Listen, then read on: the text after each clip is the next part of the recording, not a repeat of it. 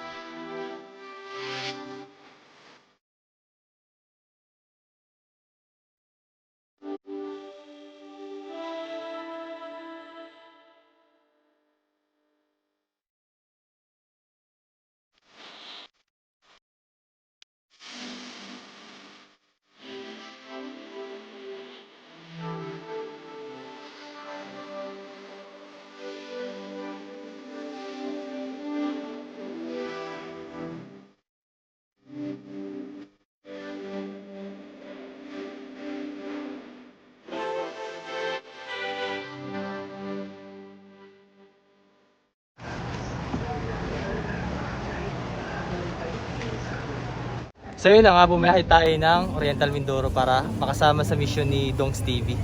Ayan, Dongs TV. Magkasama kami sa Davao. Dito naman po kami gagawa ng mission dito po sa Tribo, sa Sabang. Yan.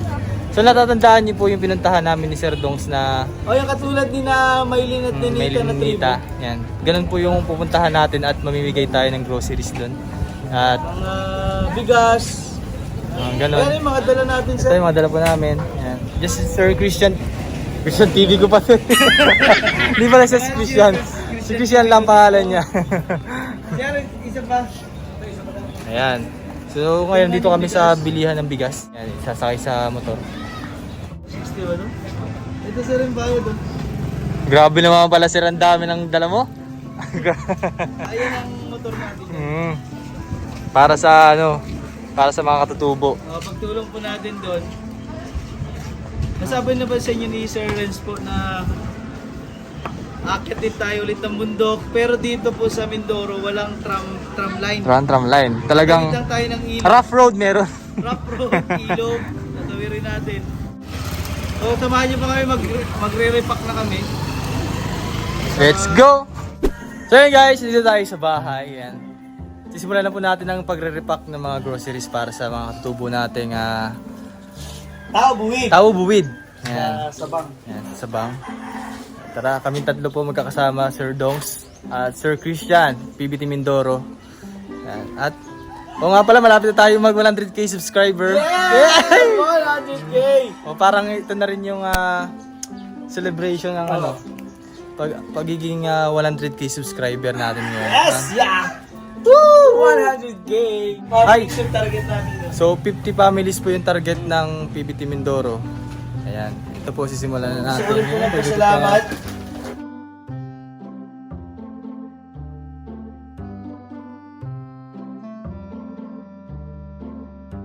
Shoutout kay Mastering Ring. Ayun. Nasa Batangas. Nasa Batangas rin siya ngayon? Napadami siya ngayon. Pinapapunta ko dito para makasama natin Oo. sa pag Bakit di siya? bibigay ng grocery. Kaso Ano daw pa? may problema pa rin siya eh.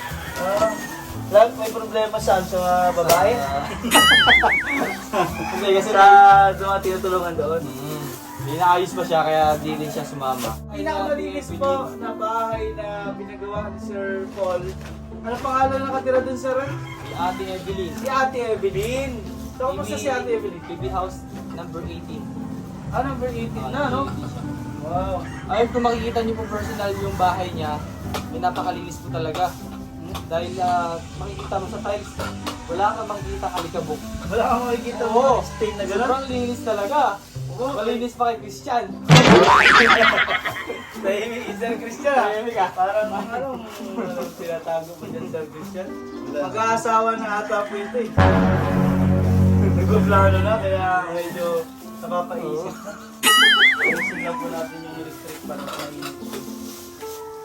Although kukunti ang gamit ni Ate Evelyn, napakalinis naman po talaga. At pinapahalaga niyo yung bigay ng mga sponsors. Oo. Masarap po tulungan yung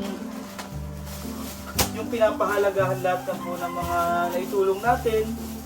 Kasi hindi naman po lahat ng natulungan ay talagang naging maayos ang buhay. Kasi parang yung iba po, Hindi ba naman po ganyan kina Ate Evelyn, malinis, masinop. Ano yung business ni Ate Evelyn niya?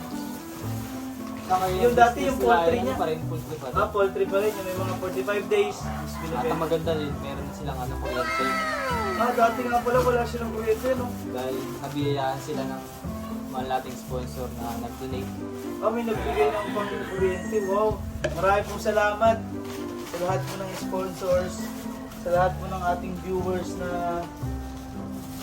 talagang tumutulong po sa ating munting programa, makatulong po sa ating mga kababayan.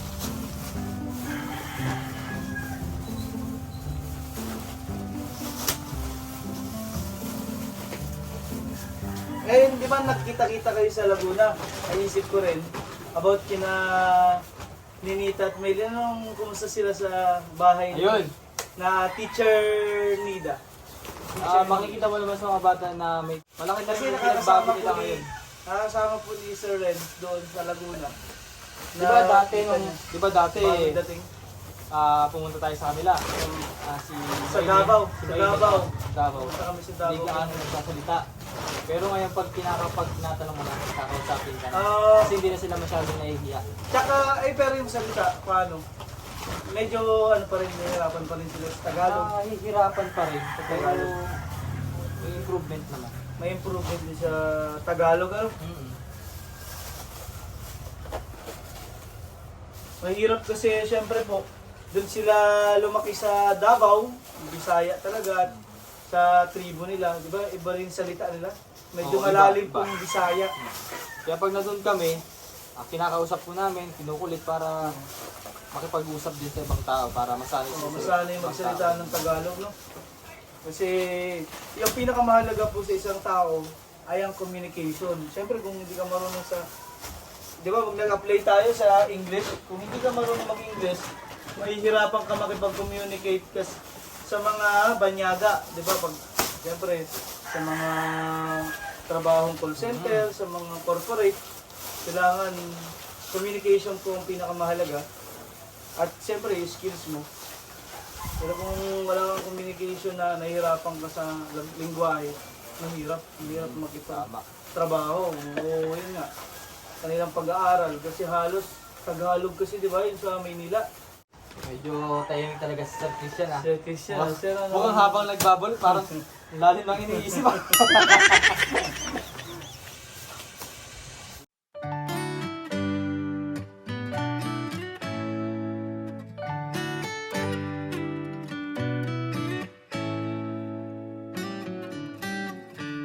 Lost in your eyes, under your spell. Oh, it's like we've always known it. Even though it's new, I can already tell. Oh, that this feeling is taking over.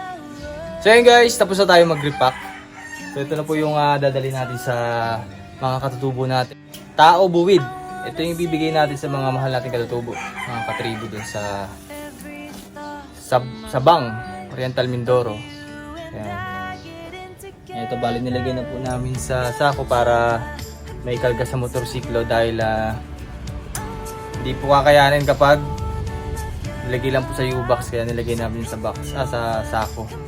Ito na po siya na tatlong sako at mayroon pang isang box. Kasama natin sina Sir Dongs at Sir Christian. So see you guys.